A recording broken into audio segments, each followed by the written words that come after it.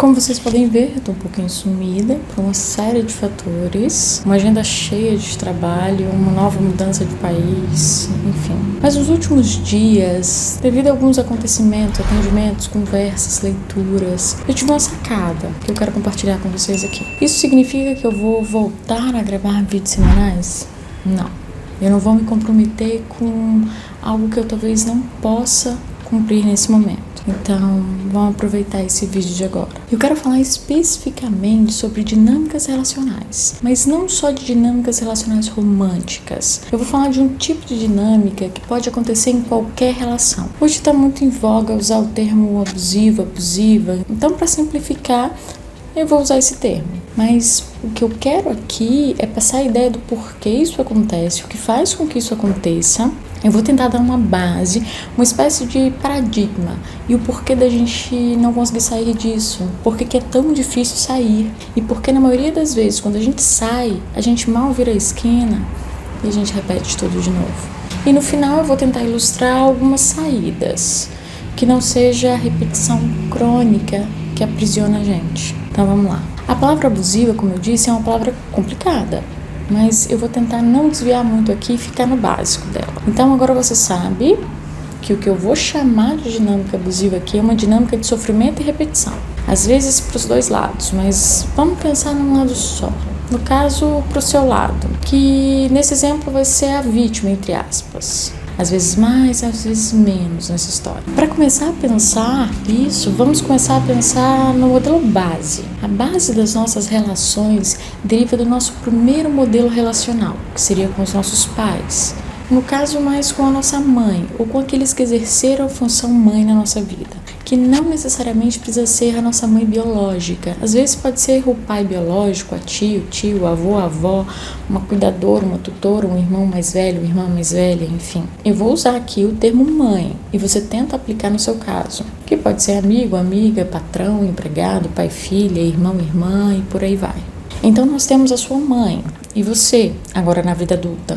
E a sua mãe, ao longo da sua vida inteira, ela te agrediu, te diminuiu, te criticou de uma maneira muito violenta. Talvez sem bater em você, mas de uma maneira muito violenta, dizendo que você não era boa o suficiente, que você não é boa o bastante, ou que você não servia para nada, que o mínimo que você tinha que fazer era estudar, trabalhar, ou conseguir um namorado, ou alguma coisa assim.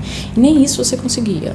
Ou que ela perdeu a vida dela para cuidar de você, ou que você nunca estava bonito o suficiente, seu cabelo sempre estava desajeitado, suas roupas horríveis, enfim. Qualquer coisa que ela tenha te dito para te colocar em uma situação de crise ou de conflito. Uma vez que um dos nossos afetos fundamentais é o amor e a aprovação da nossa mãe, à medida que ela foi fazendo isso, o que acontece naquela situação é que a presença dela, o encontro com a sua mãe, passou a ser uma ameaça. Então ele vai desencadear em você a necessidade de fugir.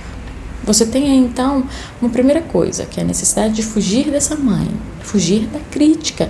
Cada vez que você encontra com essa mãe, ela te agride, então você quer se afastar dela. Seria muito simples se você se afastasse somente e isso resolvesse a sua vida. Mas não é assim. No que você se afasta da sua mãe, você sente uma angústia, um vazio, um abandono. E aqui a gente está experimentando a dor da separação, que tem a ver com a nossa necessidade de ser amado, com a nossa necessidade de acolhimento e vínculo. Então, sua mãe te agride, você se afasta. Pode ser pai ou qualquer outra pessoa. Eu estou usando aqui o exemplo mãe, mas você usa da sua maneira, aonde se aplica na sua vida. Eu quero deixar isso bem claro mesmo, porque minha mãe tem assistido meus vídeos, é a espectadora mais assídua desse canal.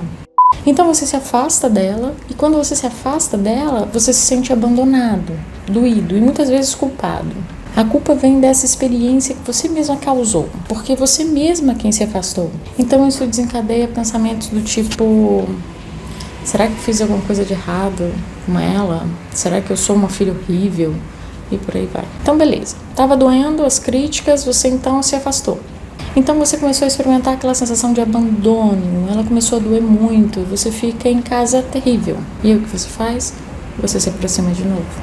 E quando você se aproxima de novo, você é agredido de novo, criticado de novo, e etc, e etc, e etc. Então você fica nesse ir e vir. Quando você afasta, dói, no campo da necessidade de ser amado. Quando você se aproxima, dói, no campo da necessidade de fugir.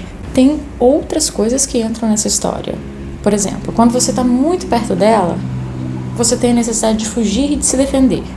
Então, à medida que você se afasta um pouco, você pode experimentar a raiva, a necessidade de brigar com ela, que são forças de repulsão e atração. A necessidade de fugir é uma força de repulsão.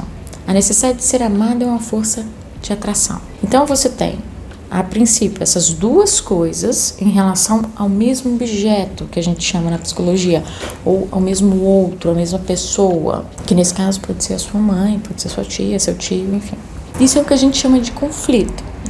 Um dilema fundamental entre duas necessidades afetivas. E tudo isso pode ficar ainda mais complexo. Quando, por exemplo, você sente a necessidade de brigar com a sua mãe. Ou seja, a gente tem uma nova força aí. A gente tem a necessidade de ser amado, a necessidade de fugir, a necessidade de brigar, de se defender. E muitas vezes uma necessidade de dominância. Uma vez que você, ao se sentir diminuída por ela, você quer provar para ela que você não é tudo aquilo que ela está dizendo. E você vai construindo a sua vida para provar para ela que você é incrível. E é óbvio que isso dá muito errado. Porque você está construindo a sua vida em cima de uma necessidade de ser amado. E não é isso que vai acontecer. O que você quer é ser amado e não provar para ela que você é bom ou boa bastante ou melhor do que ela. Em uma relação amorosa, a gente teria um outro fator aí, entraria a necessidade do gozo para complicar ainda mais a relação. Mas eu vou deixar isso para outro momento. O que importa nesse momento, nessa relação, é você entender que você não está ficando doido, você só está em conflito. Você tem uma ou mais necessidades fundamentais que não estão sendo atendidas. Dependendo de onde você está, isso vai aparecer na forma de ansiedade ou sentimento de solidão e rejeição. Mas que no fundo a gente está falando do mesmo quadro, da mesma dinâmica, do fugir e do se aproximar. E aqui a gente precisa tomar muito cuidado com discursos e palavras que vêm sendo amplamente comercializadas como crenças e autossabotagem. Porque pensar que quando você entra nesse jogo de luta e fuga, aproximação, seja com a sua mãe ou com um parceiro romântico, é uma sabotagem, só vai te trazer mais culpa. E na verdade não, você está tentando, você está fazendo o seu melhor. O que você pode naquele momento com os recursos e com a estrutura subjetiva daquele momento. Tá bem, Luísa? Então quais as opções eu tenho para sair desse ciclo?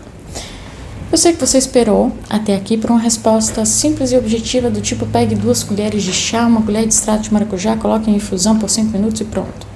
Mas não, porque essa é uma dinâmica entre ir e vir, que você precisa identificar quando ela acontece com você, para que você possa entender e atuar naquele momento. As dinâmicas, os processos, as mudanças, elas são processuais, não tem uma receita, isso é ilusório. Mas vamos a algumas coisas simples, já que você esperou até aqui. Então você pode se afastar da sua mãe, da sua parceira, do seu parceiro, e no que você se afasta, você sente falta dela.